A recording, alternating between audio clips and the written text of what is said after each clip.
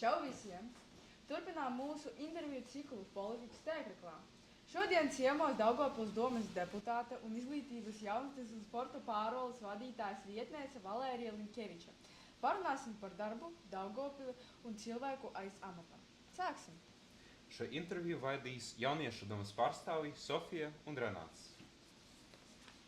Vai drīkstam jūs uzrunāt uz tu? Protams, tikai uz tu. Visiem čau! Kāpēc Sēro Latgala? Kā jūs tur nonācāt? Pēc domas priekšsēdētāja piedāvājumā, kāpēc Sērauji, es jau laikam pirms vēlēšanām teicu, ka mūsu intereses un pilsētas attīstības redzējums sakrīt. Tāpēc arī bija lēmums.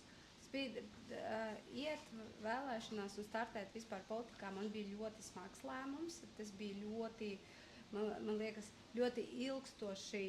Es mēģināju pieņemt, pierunāt, atrunāt, saprast, vajag man, nevajag vispār doties, jo politikā, priekš manis tas ir kaut kas jauns, jo strādājot pārvaldes vadītājas amatā, toreiz tā bija jaunatne un sports tikai, un man patika to, ko es daru, un laikam apzinoties, ka dototies politikā, varbūt man būs vairāk iespējas ieguldīt un attīstīt pilsētu tieši sporta un jaunatnes jomās. Un tāpēc arī tas mērķis bija doties un izmēģināt sevi un izmēģināt mainīt kaut ko uz labāko pusi sporta un jaunatnes jomā. Labi. Kurš domas lēmums tev ir sadusmojis? Par jaunas lietu un sporta pārvaldes reorganizāciju un pievienošanu izglītības pārvaldei. Nevar teikt, ka viņš ir man sadusmojis. Nevar teikt, ka laikam tas bija ļoti grūti pieņemams man lēmums, jo es uzskatīju, ka pārvalde, jaunatnes un sporta pārvalde, pat nesot es tur kā iestādes vadītājs amatā, ļoti labi strādāja. Un bija smagi pieņemt tās pārmaiņas, jo tobrīd likās, ka tā izveidota struktūra, kura 3 gadus cītīgi strādāja, varētu nobrukt. Izstāsti savu rīta rutīnu. Mans rīts sākās apmēram no 5 līdz 5:30 rītā. Vēlākais, kad es ceļos, tas ir 5:30, un viņš... Tagad es varu pateikt, ja es agrāk apgalvotu, ka 100% tā, kā man tagad ir maza meitiņa, viņš 95% sākās ar skriešanu. Es izskrienu tagad uz doto brīdi no 10 līdz 16 kilometriem. Un tad man sākās rīta rutīna ar mazo bērnu. Es ātri atskrienu mājās, pati savedu sevi kārtībā, un tad pieceļās mans mazais bērns.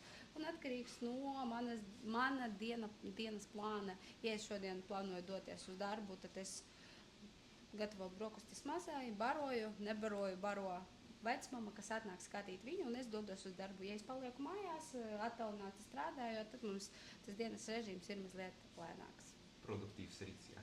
Visu laiku man ir produktīvs rīts, un es apzinos, ka man visproduktīvākā smadzeņu darbība ir tieši rīta pusē līdz pusdienām, tāpēc es mēģinu ieplānot visas savas aktīvas smadzeņu darbības pirmajā dienas pusē. Un visi laikam tādi pusneadekvāti,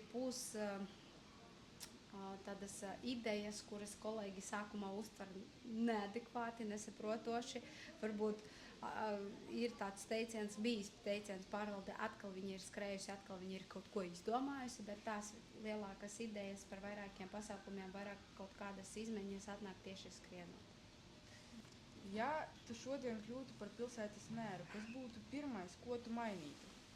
Es negribu kļūt par pilsētas mēru, es varu tā pateikt uzreiz. Man liekas, lai kļūtu vispār par pilsētas mēru, ir jābūt ļoti zinošam cilvēkam. Es neesmu vēl tik pārliecināta sevī pirmkārt man nav tik liela zināšanu apjoma, un es neuzņemtu tik lielu atbildību, jo, kad tu esi vadītājs, tu uzņēmies par konkrēta loka, par konkrētu cilvēku atbildību, bet, ja tu esi domas priekšsēdētājs, tu uzņēmies atbildību par visas pilsētas iedzīvotājiem pārsvarā. Jā, mums ir demokrātija, jā, mums visu lēma deputāti, bet vienalga tu esi tas vadītājs, kurš vada.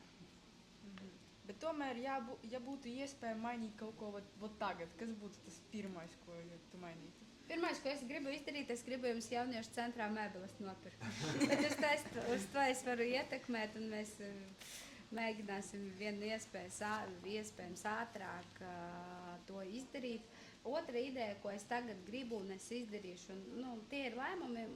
Es zinu loku, savas profesijas loku, kur es varu ietekmēt, un to es mēģinu, ja man gribās, ja es redzu, ka tas ir vajadzīgs, tad es to uzreiz mēģinu izdarīt. Jauna no idejām, kas tagad top un taps artišokā, tas ir Zīdeņu māmiņu telts izveidē, kur tagad pilsētas lielajos pasākumos jaunas māmiņas un vispār māmiņas varēs pārgi ar savu mazo bērnu mierīgā teltī pabarot, noslēpties no saulītes. Man liekas, ka tā ir tāda svarīga vieta, kuras pietrūks pilsētā. Un tieši lielajos pasākumos. Kā tu domā, vai Daugavpilī ir pietiekami daudz jaunatnes darbinieku? Nē. Bet es arī varu pateikt, ka mēs mēģinām to ietekmēt, un ļoti ceru, ka tagad mums mazliet vairāk viņu kļūs. Es domāju, ka trūkst, un es zinu, tā kā jūs pirmkārt nosaucāt manu amatūru, saprotams, ka jaunatne ir manā pārziņā. Es zinu tās jaunatnes darbības sfēras, kur mums klibo, un zinu, kur mums būtu citīgāk jāpiestrādā, un tāpēc, es saprotu, ka tā resursa, tieši darbinieku resursa, viņa mums ir maz, un tāpēc mēs ļoti mēģinam arī atrast stata vienības un palielināt, bet, laikam, otrā problēma ir tieši paši darbinieki. Nav viegli atrast darbinieku, tieši jaunatnes darbinieku, kurš būtu ieinteresants un spējīgs strādāt ar jauniešiem. Jo to, ko mēs kādreiz iedomājamies, es pati biju tāda, kad es atnācu un man pateica, mēs tev atdosim jaunatni, kad tas bija 22. gads novembris vai kaut kā tā, man pateica, ka tu kļūsi, man piedāvāja kļūt par sporta pārvaldes vadītāju un bija teiks, ka ar 1. janvāri mēs tev pievienojam jaunatni. Un toreiz es jaunatnes darbu uztveru to, for fun, ir jauniešu pasākumi, mēs tulīt te izveidosim vēl pāris foršas jaunatnes pasākumus, ar to beigsies. Bet, kad izējot, es uzreiz pieteicos jaunatnes lietu jaunas darbinieku apmācībām ISP, un kad es aizbraucu uz tām apmācībām un man izstāstīja vispār, kas ir jaunatnes darbs, tad es sapratu, for fun pasākumi, tas ir vispār tikai 5% no jaunatnes darba. Bet tāpēc arī, kad tu atrod jaunieti vai darbinieku, mēs pārsvarā mēģinām atrast jauniešus, lai pašiem jauniešiem būtu komforta strādāt. Bet, kad tu meklē, varbūt vairāki cilvēki arī tāpat, tas pirmais redzējums, tas pirmais uztvēriens, te strādāšu ar jauniešiem, mēs atnāksim, te iečilosim, organizēsim pasākumu, un to arī beigsies. Diemžēl tā nav, un tāpēc, kad viņi atnāk pastrādāt, tad tu saproti, ka vai mēs šķiramies, jo mūs kā kolēģis, kā komanda neapmierina, vai darbinieks pats saprot, ka ir smagi, un tas, ko viņš sev kādreiz bija iedomājis, tā nav tā. Cik tev prāt vajag jaunatnes darbinieku? Daugavpilī? Apmēram. Es vispār domātu, ka mums būtu ideāli, uz ko es gribētu tiekties, vismaz 5-7. Mums ir ļoti liela pilsēta, mums ir ļoti daudz apkaimju, un ja mēs, kā ir plānots, pārņemam sev apkaimes centrus, jo dotajā brīdī visi apkaimes centri, izņemot šo jauniešu centru, atrodas jaunības pārziņā, un tagad ir plānā, ka viņi pāries pārvaldes pāraudzībā, tad, protams, mums vajag vēl vairāk jauniešu darbinieku, kuri strādās tieši šajos apkaimes centros un veiks darbu ar apkaimes jauniešiem. Jo, ja vismaz te mums ir izrenovēta ēka un centrā mums varbūt pašiem ir mazliet vieglāk iesaistīt tos jauniešus, tad jūs esat te, jūs varat uzrunāt, bet apkaimē ir mazliet smagāk. Un mēs zinām apkaimē Križi, kur ir diezgan smagi jaunieši, ar kuriem smagi strādāt, bet ar viņiem arī ir jāstrādā, jo tie ir mūsu jaunieši, tā ir mūsu nākotnē. Kas jūsuprāt, ir pats smagākais strādājot ar jauniešiem? Saprast jaunieti? Jā, jo es esmu tas cilvēks, kurš iet es eju pie jauniešiem, es runāju ar jauniešiem, un, ja man ir iespējas, visu laiku dodos pie jauniešiem skolās, tiekos ar jauniešiem sporta skolās, ļoti daudz komunicēju ar jauniešiem. Un, laikam, tas smagākais ir izprast jauniešu vēlamie. Jo mēs jau arī strādājam, mūsu darbs ir jaunatne. Ja nav jūs, ja nav jauniešu, nav mums darba un nav arī jēga strādāt. Tāpēc, laikam, vissmagākais izprast jauniešu vēlmes pilsētā, lai mēs zinātu, kur mēs varētu virzīties. Jo pārsvarā atnāk mums, kā mums bieži ir pilsētā, nekas nenotiek, visi tā saka, bet, kad tu atnāc un uzjautā, davai, ko daram, izdomājam kopā, un tad atpakaļ tu neko nesaņem, jo, diemžēl, jaunieši līdz galam varbūt paši vēl nezin. Daži jaunieši varbūt zina, gribētu izteikties, bet vai noklusē, vai baidās, un tāpēc tā sanāk, ka jā, es uztveru, ka izprast jaunieti ir pats grūtākais. Kas bija grūtāk? Uzvarēt stadionā vai pārliecināt deputātus sēdē? Grūtāk? Skatoties kādā stadionā un skatoties kādā jautājumā pārliecināt deputātus. Un kā? Kad tu esi deputāts vai kad tu esi amatpersona kā iestādes vadītājs? Es vēl ja izvēlēties un nekomentēt, tad es izvēlētos stadionu. Jo tur fiziski ir jāpastrādā. Tad jāprot runāt, jāprot. Mēs, kad ejam pie deputāta, kā notiek sēdes, mazliet izskaidrošu, varbūt Andrejs pirms tam jau ir skaidrojis, mēs gatavām lēmumu projektu un virzam šo lēmumu projektu uz domes sēdi. Bet, lai šīs lēmuma projekts tiktu līdz domes sēdē, viņš iziet noteiktās iestādes, noteiktās nodaļas. Piemēram, jebkurš no lēmumu projektiem iziet juridisko nodaļu, tad, ja tas ir finanses, tad tā obligāti iziet finanšu nodaļu un pašu lēmumu projektu uz komiteju virza vai no komitejas priekšsēdētājs, un tas ir viens no domes priekšsēdētāja vietniekiem, vai pats domes priekšsēdētājs. Tas nozīmē, ka tos jautājumus, kurus mēs izskatām domē, viņi daudz maz jau ir apstiprināti. Un tālāk ir tava pārliecība par to, ko tu stāsti deputātiem. Ja tu zini, par ko tu stāsti, ja tu esi pārliecināts, ka tas ir vajadzīgs, tad arī lēmuma projekts izies. Jā, vai jurista izglītība palīdz politikā vairāk nekā sportista disciplīna? Nē. Man liekas, ka man tā gan izglītība, gan sports ir devis ļoti lielu pienesumu, un es laikam to liktu vienā plauktiņā, jo man liekas, man arī, ja nebūtu sporta, man arī nebūtu juridiskās izglītības, un ja nebūtu juridiskas izglītības, es varbūt būtu par fizioterapeitu, jo kādreiz es domāju, ka es būšu fizioterapeits. Bet disciplīna un mērķtiecība, ko ir iemācījis man sports, dot man to, ko es tagad daru, dot man laikam to iespēju nepadoties, un ko iemāca sports? Sports iemāca redzēt finišu. Man vienmēr tu cītīgi trenējies kaut kam, un tu saproti, kam. Jaunības gados tas bija Eiropas čempionats, tas bija pasaules čempionats, tas bija jaunas olimpiāda. Tu redzēji to mērķi, kam tu to dari, un tagad tas ir tas pats. Ja tu esi darbā un tu redzi mērķi, kuru tu vēlies sasniegt, un tev ir interese, tad tu vienalga tieksies uz turieni. Kāpēc tu neieteiktu jauniešiem lietot ChatGPT vai citus mākslīgā intelekta rīkus?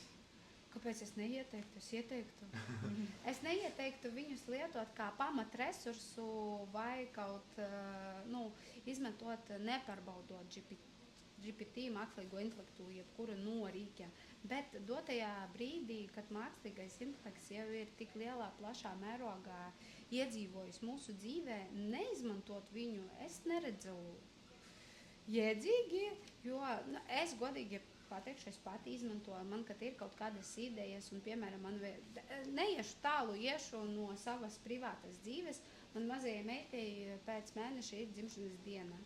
Ko es vakar izdarīju, es ierunāju GPT čatā ar lūgumu, izveido man ielūgumu uz dzimšanas dienu manai meitai, uzrakstot visu, ko es gribu redzēt ielūgumā, un uzrakstot tēmu dzimšanas dienai. Viņš izveidoja par 2 minūtēm man ideālo variantu, kurš man apmierināja, un es nosūtīju visiem. Ko es agrāk darītu? Es to darītu Canvā, nezinu, nosēžot 1,5–2 stundas un iztērēt tik daudz laika. Tāpēc noteiktā dzīves sfērā tas atvieglo. Es neizmantoju GPT chatu darbā, kā es izmantoju varbūt uzdodot viņam jautājumu, kur es varētu atrast šo informāciju, vai, piemēram, kad es, tagad man ir projekts priekš sevis, es esmu izdomājis to mazuļu telti, un es varu uzdot GPT chatam, kur man atrast konkrētas lietas, lai viņas varētu skaisti izskatīties. Man ir telts, balta telts, un man vajag aprīkot ar mēbelēm. Un es varu uzdot GPT chatam lūgumu, kur man atrodi man tiešsaites, kur es varētu iegādāties šīs mēbeles, lai viņas būtu vienotā stila. Šādās, un tad viņš man izdod linkus, un es tālāk strādāju. Tas īstenībā man ļoti atvieglo dzīvi, un tāpēc es nevarētu jauniešiem ieteikt neizmantot. Bet es iesaku jauniešiem neizmantot to tieši izglītības procesā kā pamatu, kā pamati informācijas saņēmēju, jo mākslīgais intelekts pirmkārt neprot domāt tā, kā domā cilvēks. Otrakārt, viņš var nezināt visus pamatus, un ja mēs viņam pavirši uzdosim kaut kādu jautājumu, tad viņš arī pavirši atbildēs. Ar mākslīgo intelektu ir jāprot strādāt. Tad tu domā, kaut kādās jomās ir riski, ka var mākslīgais intelekts sliktāk ietekmēt to jomu tieši? Tu domā tādā ziņā, ka mākslīgais intelekts pārņemtu cilvēku darbu? Jā, tieši. Es, piemēram, uzskatu, ka tagad es pat tiem pa marķetēšanu, pa dizaineriem. Jā, kad tu vari uzdot mākslīgam intelektam izveidot afišu, bet kādreiz to darīja cilvēks, kādreiz mēs speciāli pasūtījām maketu kaut kur uzņēmumā, uzņēmums mums veidoja tur maketi pasākumam par 20 eiro stundā, un tad mēs saskaņojam. Tagad mēs to jau nedaram, jo mēs protam uzjautāt mākslīgam intelektam un izveidot mums skaistu afišu. Jā, varbūt tas nav tā, ka uz sitiena viņš pa 2 minūtēm izdara, bet mēs to varam izdarīt paši, neprasot un nemaksājot nevienam. Un es domāju, ka vairākas sfēras tas arī varētu būt. Kāpēc tavuprāt, mūsdienas ir ļoti bieži sastopama tā problēma ar jauniešu mentālo veselību? Un kāpēc tavuprāt daudziem jauniešiem ir mentālas veselības problēmas?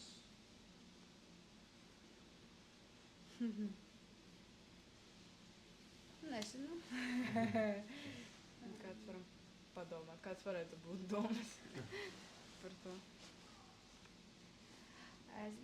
Vispār mentālā jaunieša veselība, manuprāt, ir atkarīga no apstākļiem, kur viņš dzīvo. Pirmkārt, no apstākļiem, no kurienes viņš iziet, un apstākļi, kur viņš atrodas tagad. Tie burbuļi veido pārslods. Jā, bet ne tikai. Es uztveru, ka jā, kā mēs audzinām veselu mentālu cilvēku. Jau no ģimenes, no mazotnes, izejot pasaulē, un tad ejot tālāk. Un tad tie burbuļi, kur viņš aiziet, tur arī viņš. Es domāju, ka jā, tas skar ļoti daudz apkārtnē, kur viņš atrodas. Kāda ir tava labākā īpašība un sliktākā īpašība? Labākā īpašība priekš manis, laikam, ja es esmu iedomājusies, es vienmēr sasniedzu mērķi. Ja es esmu uzņēmusies atbildību un pateikusi kaut kam, devusi vārdu, ka es to izpildīšu, es to izpildīšu. Cik tas neliektu un cik nebūtu grūti, ja es esmu apzinājusies, ka es to varu, tad es to izdaru un es palīdzu un uzņemos to atbildību. Sliktākais, es laikam lecu izaicinājumā neuzreiz neapdomājot. Man ir tāda dažreiz tāds ieradums, kad man kaut ko piedāvā, un es, davai. Un tad, kad tu sāc pie tā strādāt, vai tu sāc arī privātai dzīvē kaut ko darīt, tu sēd, kaut ko, tad tu sāc domāt, priekš kā man tas bija vajadzīgs, kāpēc es to izdomāju, ka man tagad, un tad tu sāc iedomāties, aizdomāties, domāt, cik tam laika jāvēlta, lai tas būtu jēdzīgi, un tad, laikam tā ir. Kāds bija tavs neapdomātais risinājums tāds viss, par kuru jūs gatavi padalīties? Es tā laikam pieņēmu tos neapzinātos risinājumus, ka viņi pēc tam kļūst apzināti. Ar laiku. Jā, ar laiku tu pieņem to, ka tu esi.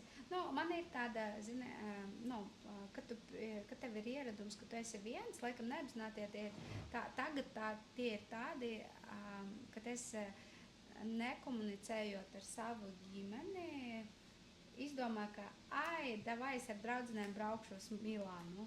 Neapdomāju to, ka man tagad ir maza meita, ka ja es kaut kur braucu, man viņu kaut kur ir jāatstāj, tad tas ir tāda virkne problēmu aiz. Un tad tu, davai, nopirkām biļetes jau uz lidmašīnu, un tad tu saki, tagad man ir jāatrisina šie jautājumi, kuri atnāk līdzi. Lai gan tagad tie ir tādi pārsvarā, kad es uzreiz pasaku, davai aiziet, un tad man ir tagad neliela bremze, man ir jāpadomā, kā man tagad tā visu samanedžēt, lai es to varētu spētu to izdarīt. Un tas pats ar darbu, es saku, davai es izdaru, un tad dažreiz tas ir nedažreiz, pārsvarā tagad ir, labi, tad darīšu naktī, jo viņa guļ, un man ir laiks, un laikam tagad, bet tas ir tikai tādi dzīves apstākļi, viņi ir laicīgi, viņi paaugsies, tad arī viss būs vieglāk. Cikos tu ej gulēt?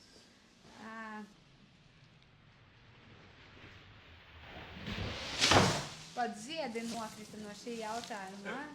Jā?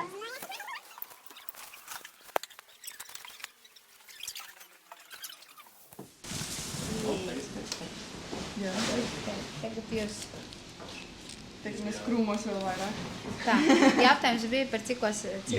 Tāpēc arī ziedi nokrita. Ir atkarīgs no dienas, cik smaga man bija diena, cik aktīvi es to pavadīju. Bet man ir laikam tagad tāds dienas režīms, ka es aizēju gulēt līdz 11. Tas pēc viennozīmīgi no 10 līdz 11.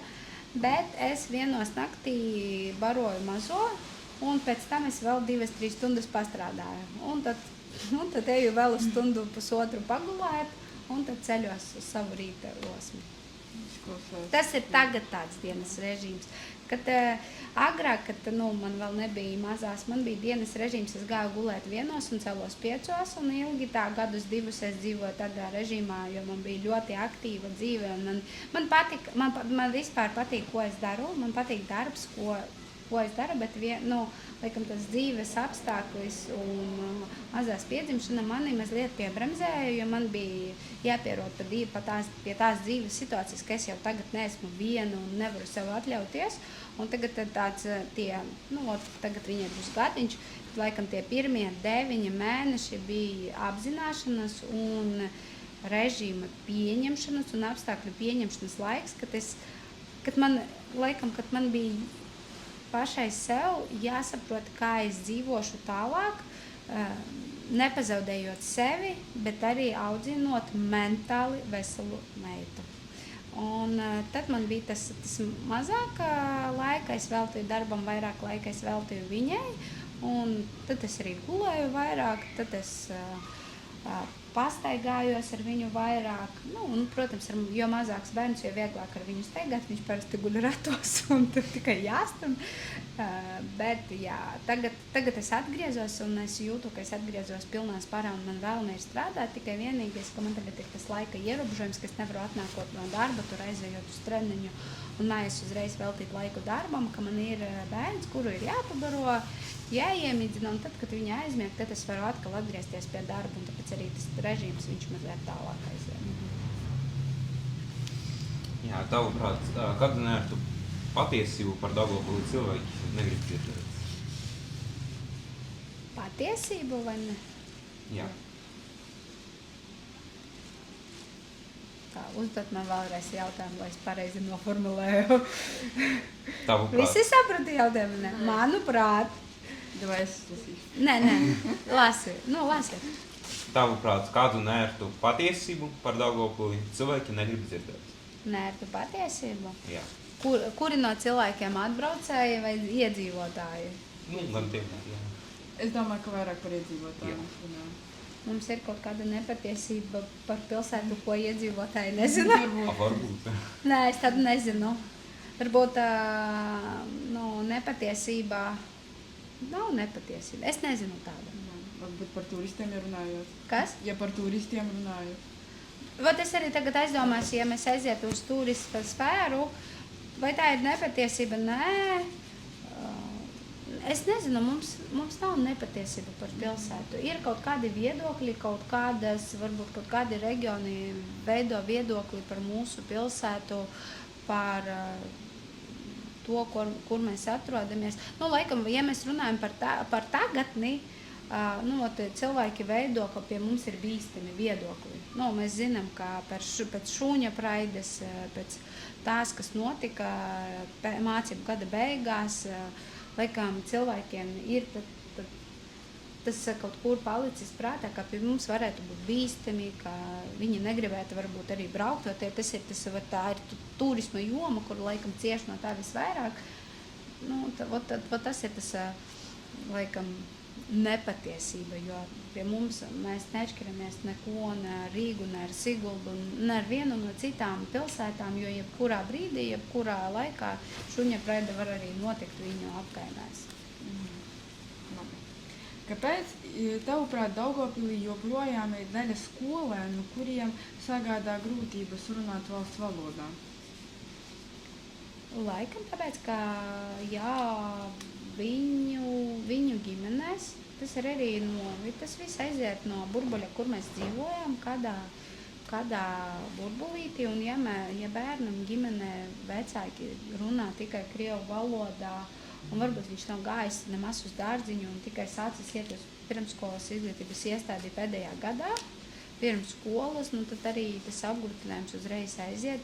Ir bērni, kuriem nav, ziniet, mēs visi dalāmies, kādam ir stiprākā puse matemātika, kādam ir stiprākā humanitāris, kādam ir valodas. Mums visiem ir tās stipras puses, un varbūt tiem jauniešiem, tiem bērniem tā stiprākā puse nav valodas, un to, kas mums šķiet tik vienkārši iemācāms, viņiem aizņem daudz vairāk laika, jo viņi parasti nav jau piedzīvot, viņi nav spējīgi tik ātri attīstīties šajā sfērā.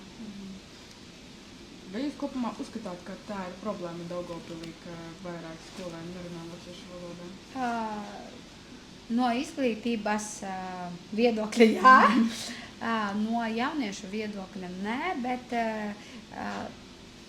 mēs redzam, ka to jauniešu kļūst arvien mazāk un mazāk. Tas nozīmē, ka mēs virzamies pareizā virzienā un mēģinam pielāgot tos apstākļus tā, lai visiem jauniešiem būtu vienādas iespējas. Un jaunieši mēģina, jaunieši mācās, tie, kuri grib, tie viennozīmīgi iemācīsies, bet tie jaunieši, kuri negrib, kā mēs nemēģinātu viņus ietekmēt, tas ir ļoti grūti. Jā, tas tiešām. Kādu solījumu jūs nekad vairs nedod vēlētājiem? Ja jūs redzētu, es nekādu solījumu arī neesmu devusi vēlētājiem. Manā priekšvēlēšanu agitācija man laikam paveicās, jo es biju stāvoklī, un varbūt kāds ir pažēlojis mani, ka tā savā, es jau biju tieši pirms darbību tādā diezgan stāvoklī, un es tikai stāstīju par to, kas notiek pilsētā, ko es daru, es arī rādīju savu ikdienu, es arī kaut kur aicināju vēlētājus piedalīties tajā dzīvē, un mēs rādījām to, ko mēs darām, un varbūt to, ko es solīju, tas ir vairāk attīstīt tās sfēras, kuras es strādāju, ko es arī tagad joprojām mēģinu izdarīt ar vien vairāk. Tāpēc es neko nesolīju. Varbūt kaut ko maziņu, bet tas, kas maziņš bija apsolīts, tas arī ir izdarīts. Bet ko jūs varbūt uz nākotni, točno nesolītu vēlētājiem? es tagad pateikšu, un pēc tam man vairs neviena politiskā partija nepaņems. Pēc tam tos ierakstus izmantos. Es nekad nesolu, ka visu laiku būs silti. Ka mums būs bezmaksas siltuma enerģija. No joku stāsta, jo īstenībā es nezinu, ko nesolīt, jo es nekad nesolu to, kas nav iespējams izdarīt, un es pat nedomāju solīt to, ko es nevaru izdarīt. Es arī par to jums arī pirms laika teicu, ka ja es kaut ko pasolu, ja es kaut ko esmu iedomājis, tad es to mēģinu līdz galam arī izdarīt, tāpēc es arī nesolu, ja es nespēju. Es nevaru apsolīt, ka jaunatnes darbinieku būs 20. Es nevaru apsolīt. Un nesolu. Tu kā grūti Viņa iedomāties. nebūs. Jā, jaunieši nebūs tik daudz, arī darbinieku nebūs tik daudz. Mēs redzam, kas notiek ar demografiju uz to brīdi. Un jūsu jaunieši, tas ir jūsu pārziņā tagad pēc laika celt. Jā, iedomāsimies, kā Daugavpils pilsētas budžets būtu tavs personīgs smags. Ko finansētu pirmo? Pilsētas iedzīvotāju pamatvajadzības, kā arī tas tiek darīts tagad, jo ir for fun lietas, protams, ir lietas, kas ir svarīgas, bet ir pamatvajadzības, ko mēs finansējam, un to arī mēs darīsim. Un tikai tad mēs pievērstos pie tā, ko mēs gribam, pie mūsu vēlmām, jau pie mūsu redzējuma, jo katrs deputāts, kurš iet, viņam jau ir savs redzējums, katrs politiķis iet, viņam ir jau kaut kāda sava vīzija, bet tā vīzija ir tikai pēc pamatlietām. Mums ir jānodrošina pilsētas iedzīvotājiem viss, kas ir jānodrošina, tikai tad mēs varam domāt par kaut ko vairāk. Ja savu darba efektivitāti būtu jānovērtē, cik godīgi sev ieliktu 10 balvu skalā?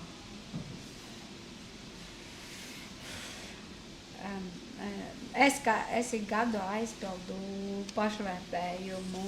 Mums katra amatpersonā, katrs pašvaldības darbinieks gada griezumā sevi vērtē, bet vērtē 5 baļu sistēmā. Laikam lielākais vērtējums, ko es esmu sev likusi, tas bija 4,2, 4,3, ne vairāk, jo es visu laiku domāju, ka mums ir kur tiekties. Es zinu, kur man laikam būtu vairāk jāpiestrādā, tāpēc, ja 10, tad es varētu likt 8, 8,5 savu. Jo uz 10 viennozīmīgi nē, uz 9, lai varētu. Vajag man parasti uzdevumus vēl izpildīt, ko es esmu ielikusi savu mērķi, un tad es varbūt varētu to latiņu mazliet pacelt. Bet ja es tev zinu, ko labāk precizēšu šo jautājumu uzdošu. Man bija sevi jānovērtē kā politiķi, vai man sevi bija jānovērtē kā pārvaldes vietnieku? Gan tā, atcīm. Ja pārvaldes vietnieku es vērtētu sevi zemāk, jo es tagad strādāju pārvaldē, bet tā kā izglītības joma priekš manis ir ļoti jauna un šīs smags periods pēc mazas piedzimšanas un tik nesot man daudz brīvā laika, tik iedziļināties tieši izglītības sfērā, sevi kā vietnieku es vērtētu daudz zemāk uz 6, 7, jo es pilnīgi pārzinu, ko es daru jaunatnes un sporta sfērā. Tas ir tā pusīte, un tad laikam vienu balīti es varētu sev pielikt pār izglītību par to, ka es centos tur iedziļināties un cenšos kaut kādā veidā palīdzēt, bet es pilnīgi apzinos, ka izglītības sfēra vēl nav tā sfēra, kur es brīvi varu pateikt, es zinu, kā tevi strādā, kā tevis notiek, nē, tā nav, un tāpēc te es liktu daudz zemāk vērtējumu. Bet tas ir tikai izaicinājums uz nākamo gadu, kad septembrī es iziešu uz pilnu slodzi un pilnu laiku strādāšu klātienē. Tas ir tas izaicinājums, kas man būtu uzreiz jāpieņem un jāizaicina sevi un jāpieņem visi. Kāds ir tavs talants, par kuru neviens nezina? Es neesmu talantīgs cilvēks.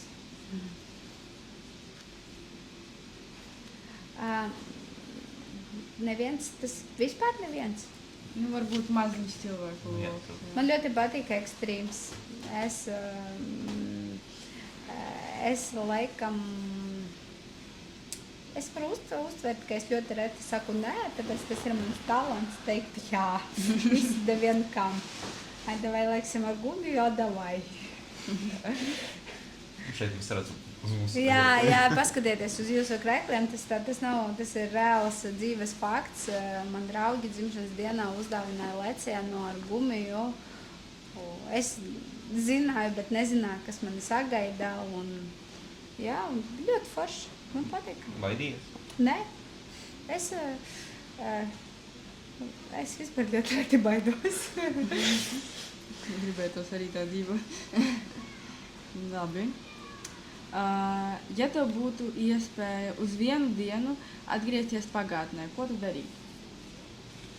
Baudītu dzīvi skolā, nezinu, skatoties, cik tālu pagātnē, bet īstenībā es kādreiz skrienot esmu aizdomājusies tādu dzīves faktu, kurā es gribētu atgriezties, un es ļoti gribētu atgriezties īstenībā uz stadionu, uz saviem pirmās Baltijas mačiem, un man bija 14 vai 15 gadi.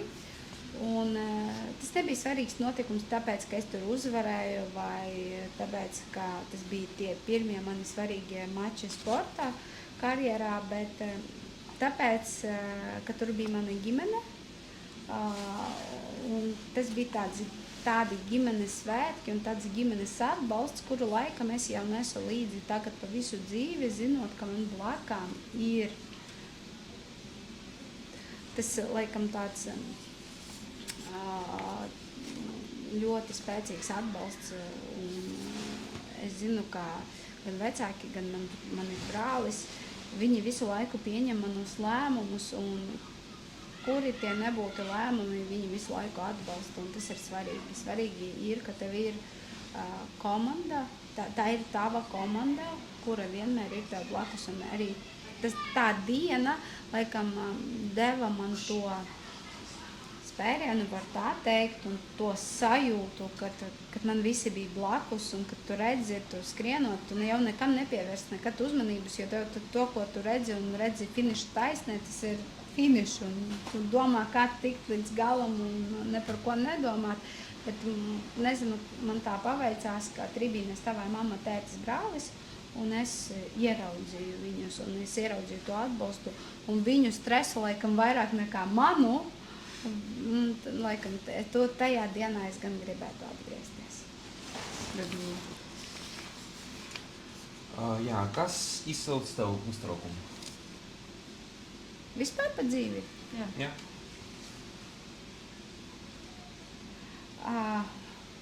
Tagad tas ir divas lietas. Kad es nezinu, kāpēc mazā raud.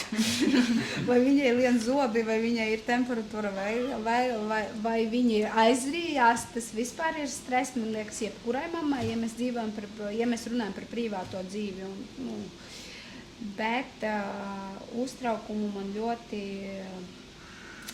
darba sfērā laikam uztraukums man ir no tā, ka es kaut ko nepaspēju laicīgi izdarīt, vai es nezinu, kā to izdarīt, tad tas nav uztraukums, tas ir grauzt sevi no iekšienes, jūs zināt, kad tu sāc uzreiz par to domāt, tu sāc, es neesmu spējīgs to izdarīt. Es esmu spējīgs, man varbūt laika dēļ, varbūt vēl kaut kādas informācijas trūkuma dēļ tu nesi to izdarījis, un tad ir tas lielais uztraukums, ka tu esi devis sev kaut kādu, varbūt, vai tev ir rīkojums, vai tu esi sev uzstādījis kaut kādus termiņus, ka šajā noteiktā laikā es to paveikšu un neesmu, tad aiziet tas uztraukums. Jums ir kaut kādi risinājumi, kā cīnīties ar šo uztraukumu? Par bērnu nē, par darbu jā, čaklīgāk plānot savu darbu.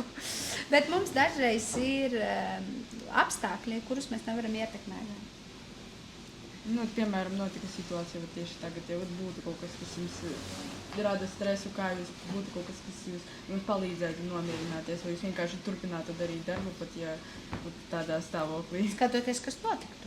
Nu, vat jūs teicāt par to, ka nav izpildīts, piemēram, darbs laikus, jā? Jā, es vienalga viņu pildītu. Nu, saprotu, jā, bet kaut kāds.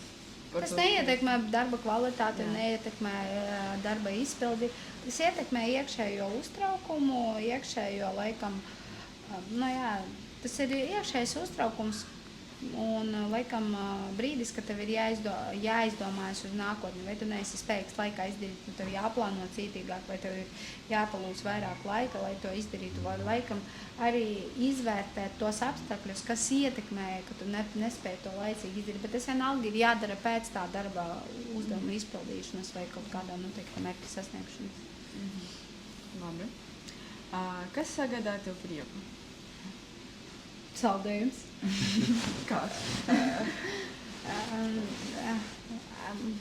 Vairāk. Tagad es varētu pateikt, ka man ļoti patīk skrīveru saldējums ar biezpienu, bet es viņu esmu pamēģinājusi īstenībā pirmo reizi tepat Lampas festivālā. Līdz šim es nekad neesmu. Es vispār esmu tāds cilvēks.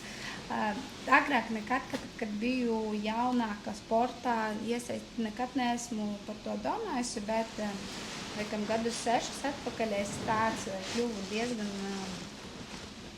izvēlīgs cilvēks tieši ēdiena ziņā, un vienu laiku es biju ļoti pievērsusies pareizā uztura, pareizam uzturam, pat esmu izgājusi nelielas apmācības, kā veidot uzturu, kā jāsastāv manā uzturā un kā vispār tas ietekmē manu organismu, un tajā brīdī tas ļoti man palīdzēja vienā momentā, jo man bija ļoti daudz alerģiju jau no pašas bērna, no jaunatnes 14 gadiem, un kad es sāku pievērst uzmanību savam uzturam, tad arī visas problēmas aizgāja.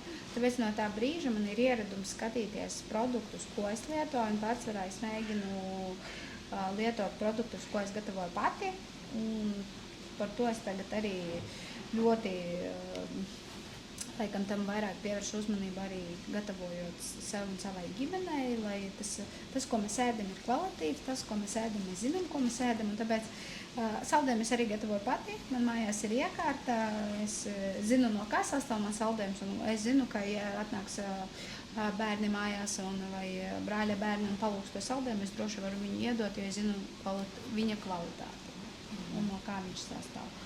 Bet dažreiz, jā. Tu daudz gatavo mājās? Ļoti īstenībā. Un ēdiena gatavošana laikam ir man ir maģija skrienot, tā ir mana rīta maģija, kad esmu baudu, esmu vienatnē. Tad otrais tāds relaks, un tas ir vakara relaks, tā ir mana virtuve. Man ļoti patīk, un ja pat nevajag neko gatavot, es labprāt gatavoju sev tuvajiem, un man tas nes baudu, un arī tajā brīdī es jūtu tad sevi ģimenē. Ja es skrienu no rīta, tas ir mans laiks vienatnē, un šajā laikā es domāju par sev uzstādījumiem, par sevi, par savu iekšējo dzīvi, vai man ir mierīgs tagad dzīves periods, vai man ir uztraukums, ja ir uztraukums, par ko. Ja viss ir forši, tad es sāku domāt par darbiem, kas man būtu jāizdara, kāda ideja man ir atnākusi, ko es gribētu realizēt, un tad es sāku domāt, kā viņu realizēt. Bet virtuve ir mans ģimenes stāsts. Tas esmu te, man ir laiks, es gatavoju vakariņas, tad vakar visi pārēd. Tas ir tāds ģimenes lielā daļa. Kā tavuprāt jārēģē uz provokācijām no sabiedrības? Skatoties kādam, bet es nereaģēju, es visu laiku uztveru visu mierīgi. Mierīgi varbūt neparadot sevi, varbūt iekšēnē tur kaut kas būtu, bet es vispār nereaģēju, es nereaģēju nekādīgi uz komentāriem. Un arī pirms vēlēšanām, kad bija agitācijas periods, un es arī uz to neesmu reaģējusi, un pat nezinu, laikam tas ir tas sporta pienesums, ka tu esi ciets šajā brīdī un tu apzinies, kur ir patiesība, kur nav patiesība, un tu zini par sevi patiesību labāk nekā viens cits. Un, laikam, man tas uztraukums par to sabiedrību ir vairāk, kas skar manu ģimeni, jo arī pēc startējot priekšvēlēšanu periodā man vairāk bija uztraukums neko rakstīs. Bet kā sāks domāt un uztvert mana mamma, un pirmais, ko es biju lūgusi savu mammu, nelasīt komentārus. Nevajag. Tagad ir tāds periods, kad visi cilās visu kas ir, kas nav, un tas ir bezjēdzīgs pamats uztraukties. Tāpēc es kaut kā mierīgi rēģēju, izvest man ir ļoti grūti, pat ja ir iespējams, tas laikam publiski ļoti redzams nebūs, to redzēs savi tuvi cilvēki. Tie, kuri ļoti labi mani zina, viņi uzreiz redz, ka ir kaut kas nav labi, un tagad ir vai kaut kādā veidā viņi mēģina man palīdzēt, bet tas ir tāds ļoti šaurs cilvēku loks, kurš ļoti labi mani zina. Labs politikas sevi reklamē ar vārdiem vai parāda ar rīcībām? Es uzskatu kā rīcībām, un tas ir mans, laikam, dzīves tāds, es varu pastāstīt, bet es esmu tas cilvēks, kas dara. Man patīk darīt. Un man liekas, jebkurš politikas, ja viņš atrodas savā vietā un viņš startējis politikā, viņu ir ievēlējuši iedzīvotāji, tad viņam bija savs redzējums, par kuru viņš deg, un tad viņš arī viņu realizē. Un tas arī ir pašcieņas sev, pienesums pilsētai, pienesums arī sev, un tāpēc es esmu kā darba darītājs. Kas ir tā viena lieta, kā jauniešiem pilsētas ikdienā trūkst visvairāk? Tas ir jājautā jauniešiem. Jūsuprāt, varbūt. Es zinu, 3 gadus atpakaļ, kad gāju pirmo reizi pie jauniešiem, 4 gadi atpakaļ jau, un runāju ar viņiem, visi 70% jaunieši man atbildēja kino. Tagad mums ir kino, bet viņi ir angļu valodā, un jaunieši pārsvarā uz vienu neiet. Cik es reizes biju, man nebija. Es biju tas tieši pirms dzemdībām es vispār gāju vienu reizi nedēļā stabili uz kino. Tas bija tāds mans vakars arī, gan ar draugiem, gan ar ģimeni. Un tie jaunieši ir ļoti maz. Ja mēs runājām tagad grūti pateikt, jo jaunieši paši jau nezina. Kā tu plāno panākt, lai vairāk jauniešu pēc skolas izvēlētos palikt, dzīvot un strādāt Daugavpilī?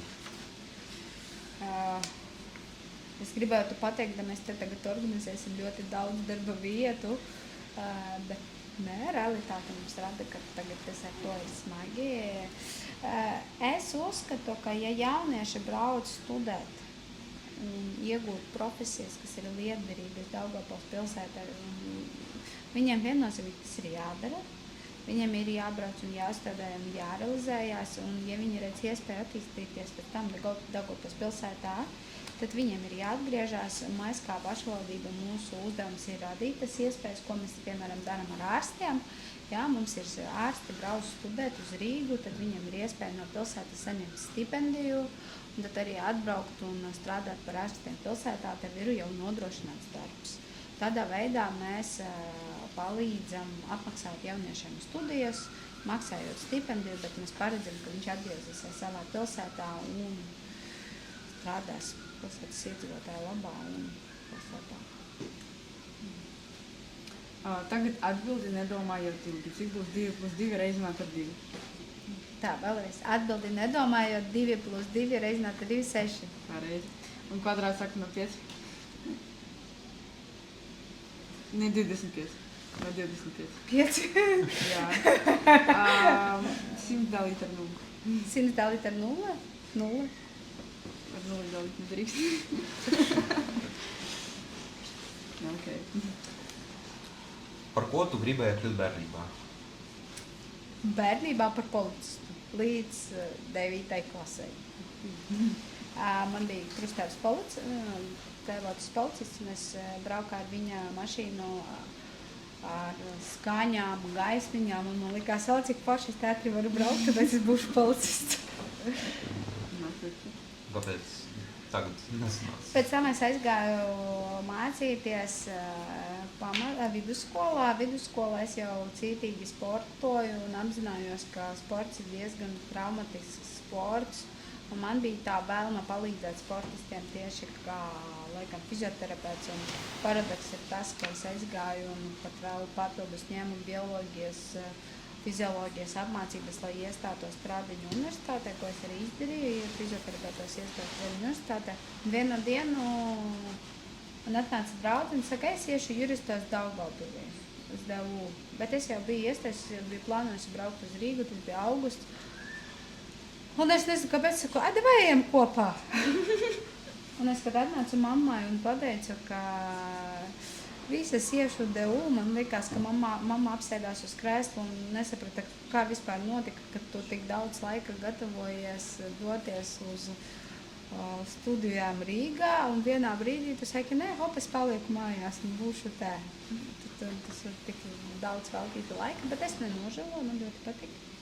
Man ļoti patīk, ko es tagad daru, man ļoti patīk izglītību, kur es ieguvu, un es diezgan daudz laika nostrādāju arī par juristu, un tā arī profesija man ļoti patīk, un man vispār pa dzīvi ir paveicies, un es laikam visu laiku esmu darījusi to, kas man patīk. Ļoti labi. Laikam tāpēc, ka man ģimene bija visu laiku pieņēmusi manas lēmumus, un man nebija uzbāsts vai man nebija dota izvēle no kaut kā, man bija iespēja izvēlēties pašai. Tāpēc es arī saku par to pieņemšanu, par to burbuli, kurā mēs augam, tad mēs arī izaugam par mentāli veseliem. Un manā stāstā bija visu laiku vecāki blakus ar palīdzību, brālis blakus un draugi diezgan tādā kuplā skaitā, kur mēs tā savā burbulī arī izaugām. Kas tevi motivē turpināt strādāt smagos vai grūtos brīžos? Rezultāts, ko es sasniegšu pēc tam. Jo es jau arī līdz šim minēju, es strādāju uzreiz redzot un sapratot, kas būs tur vai kas aiz šīs stāv. Kāpēc es to daru? Visu laiku man ir atbilde uz kāpēc. Kāpēc es esmu šeit, kāpēc es to daru un ko es ar to sasniegšu. Un atbildot sev uz šiem visiem jautājumiem, tas ir tas laikam lielākais motivators to darīt.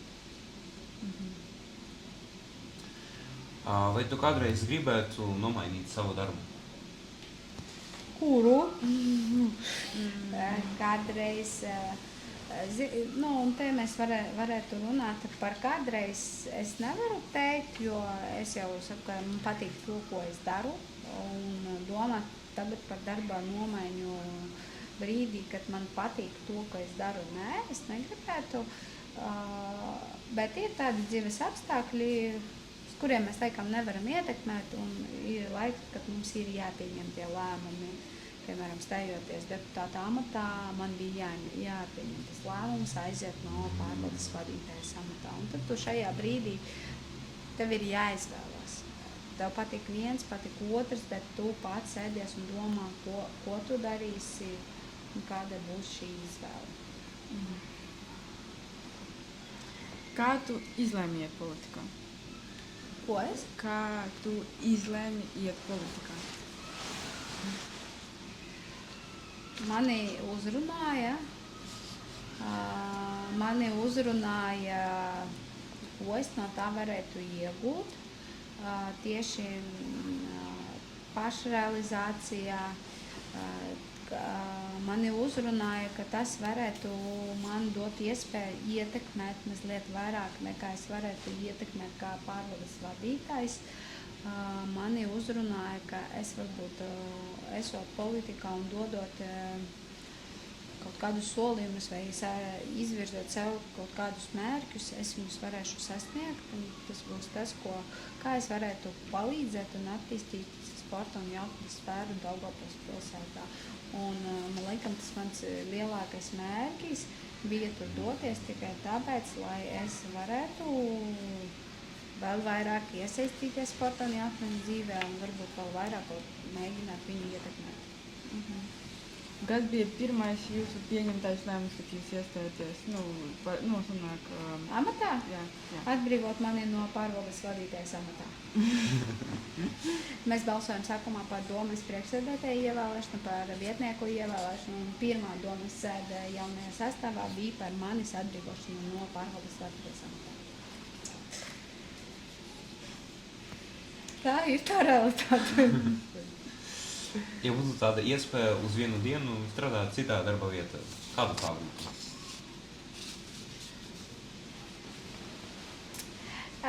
Treneris pie maziem bērniem. Jā, es kādreiz pirms strādāju par pārvaldes vadītāju un strādāju juristā. Es gadu apvienoju darbu ar mazo bērnu trenēšanu. Es trenēju maziņos bērnus no 4 līdz 7 gadu vecumā. Tas ir tas vecuma posms, kurš vēl nav sporta skolas audzēkņu bērni.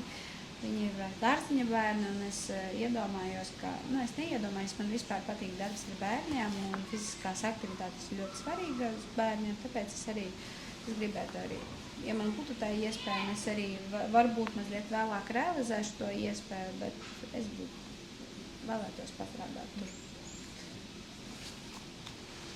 Tagad, ko tu domā par Daugavpils mēru? Mēru? Tas ir mūsu domas priekšsēdētājs, kurš vada domas sēdi. Ko man kādā ziņā man par viņu jādomā? Nosauc viņa vājāko un stiprāko īpašību, tavuprāt. Vājākā puse, ka viņš nevar atteikt. Es varu tā nosaukt, viņš mēģina, bet tas ir pareizi arī no priekšsēdētāja puses un no domas vadības puses. Ja tu iespēji, tu saproti, ka tu vari palīdzēt, tu palīdzi. Stipra puse vadīt tik lielu pilsētu, būt zinošana. Tas ir stipra puse. Kāda ir jauniešu domas darbības atslēga? Jauniešu domas? Jā. Nolikums. Jums ir nolikums apstiprināts ar domas sēdi, kuru būtu forši pagrozīt, un tā ir jūsu atslēga. Bet atslēga ir jaunieši, paši jaunieši. Bez jauniešiem nav arī domas nolikumā un arī nav nekā. Protams, tas viennozīmīgi esat jūs.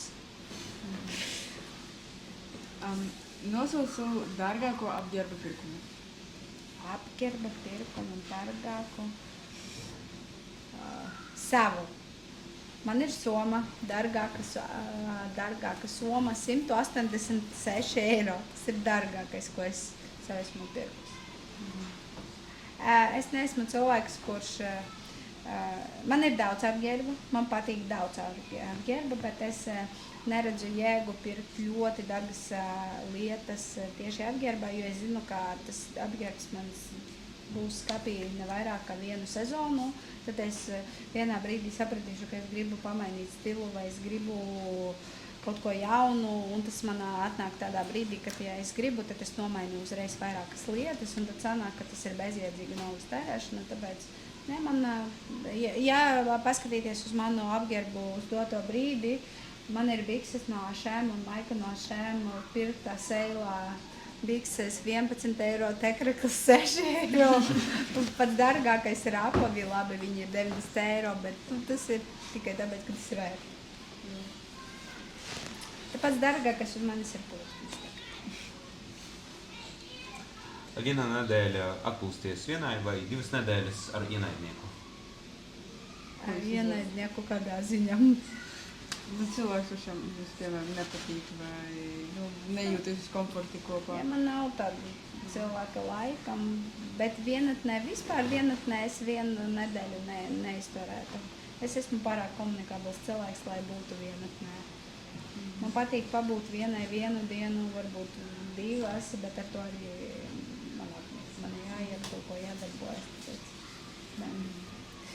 Ienaidnieks jau var kļūt par draugu pa 2 nedēļām. Lai zinu, kas mums tur apvienās. Kurus 3 deputātus no savas partijas tu ņemtu līdzi uz vientuļu salu? Skatoties, kas tur būs jādara. Ja būs jāceļ māja, lai kur jādabū iztika, skatoties, pie kādiem apstākļiem mēs tur būsim. Es domāju, pie tiem, ko es nosausātu, Tad tie būtu, protams, vīrieši, kuri spētu izdzīvot, fiziski spēcīgi, bet tālu neietu domas priekšsēdētājs Prilatava kungs, domas priekšsēdētāja vietnieks, un trešais es pārņemtu Agnese kā ārstu. Kāpēc? No ārsti, kas tev tur notiks tajās salās, tad kādam jāpalīdz Prilatovs un Elksniņš, vai tas arī varētu būt ne Elksniņš, vai ne Prilatovs, tad arī Aleksejevs. Nē, ja mēs no partijas runājam, bet ja no esošiem deputātiem. Jo jauni, spēcīgi, fiziski spēcīgs cilvēks var uzcelt māju, palīdzēt, izdzīvot. Tikai tāpēc. Kādu padomu dotu sev 18 gadu vecumā? Tu esi pareizā virzienā. Dodies tur, kur tu dodies. Tālāk es saukšu divus atbilžu variantus, un jums būs jāizvēlas vienu. Jā, Tātad, jaunieši politikā vai pieredzējuši deputāti? jaunieši politikā. Prilatovs vai Elksniņš? Bet kāda principa man ir jāvērtē? Ir Elksniņš. Visu gadu valkā tikai rozā uzvalku vai Ziemassvētku džemperi? Ziemassvētku džemperi. Temu vai Šeins? Šeins es balonus mazais, viņš ir pasūtīju. Karbonāda vai kotletu? Kotletē. Darbs tikai pārvaldē vai darbs tikai domē? Cik sev? Tā saka jaunieši. Jāizvēlas. Es... Uz dotā brīdī pārvaldē. Krokodils vai pingvīns? Pingvīns. Pludmale Spānijā vai pludmale Grieķijā? Pludmale Grieķijā. BMW vai Mercedes? Volvo. BMW. Okay. Dons vai atvara? Dons. Un tagad jums ir minūte laika pateikt kaut ko pilsētas jauniešiem.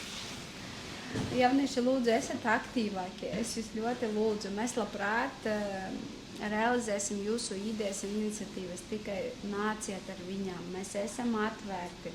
Mēs jūs labprāt gaidām. Es pat netērēšu visu minūtes laiku, jo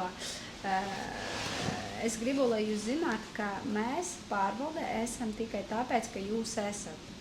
Un es gribu lūgt jūs uztvert mūsu pārvaldes komandu, kura strādā jūsu labā un palīdz jums. Un mūsu mērķis ir darīt tā, lai jums būtu komfortabli un ērti, un jūs varētu realizēties mūsu pilsētā. Tāpēc nāciet Saules 7, Jauniešu centrs Navigators, visi sociālai tīkli ir pieejami, man arī sociālai tīkli, jebkurā brīdī var rakstīties, visu laiku esmu saziņā. Un sociālai tīkli mums arī visu laiku ir saziņā. Un tagad no klātesošajiem, ja kādam ir kādi jautājumi, droši varat uzdot. Labi, liels jums paldies. Šodien interviju ciklā Politiķis Tēkreklā viesojās Daugavpils domas deputāte un izglītības, jaunatnes un sporta pārvaldes vadītājas vietniece Valērija Vinkeviča. Paldies par sarunu un paldies jums, ka skatījāties. Tiekamies jau pavisam drīz nākamajā Politiķis Tēkreklā epizodē. Paldies jums! Paldies jums!